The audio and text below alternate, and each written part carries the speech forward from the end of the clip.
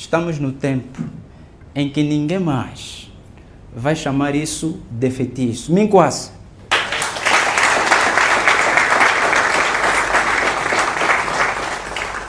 Estamos no tempo em que ninguém vai chamar a nossa cultura de feitiço. Porque esse tempo é tempo da verdade. Então quero agradecer aos nossos convidados, sejam bem-vindos. Vamos conversar durante o tempo que cá estivermos e espero que discernam sobre toda a abordagem possível. Maquela é assunto da família Congo. Poligamia não é uma cultura religiosa.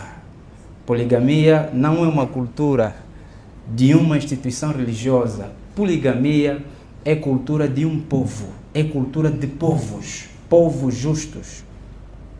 E olha-me a? Então, Nzambi está te louvado. Quero um kibuto de Minkwasa a todos aqueles que aceitam a verdade. Minkwasa.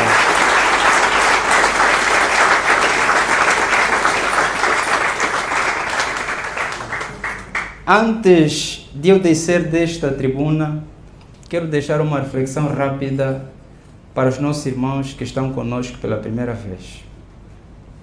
Uma reflexão rápida. Pensem comigo. A prosperidade de um povo depende da capacidade que este povo tem em manejar os códigos justos da criação. Quem entendeu? A prosperidade de um povo depende da capacidade que este povo tem para manejar os códigos da criação. Quem sabe agora por que o nosso povo durante esse tempo não prosperou? Sabe por quê? Porque nos ensinaram a odiar a terra e a amar o céu. Nos ensinaram a odiar a terra e amar o céu. A restauração é da terra.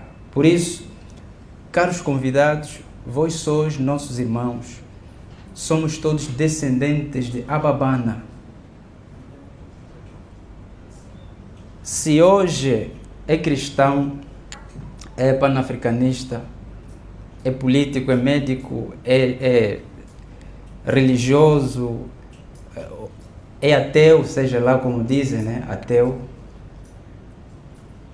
Antes de todas essas coisas, tu és uma alma vivente. Tu és uma alma e as almas viventes provêm de uma fonte que gera vida. Não aceitem mais a ideia de que a terra é lugar de passagem. A nossa prosperidade é na terra. E é aqui onde nós vamos aplicar os códigos justos para a nossa elevação. Em nome da Sua Majestade. Ingeta. Tondele, tondele, tondele. Kuzaba. Congo.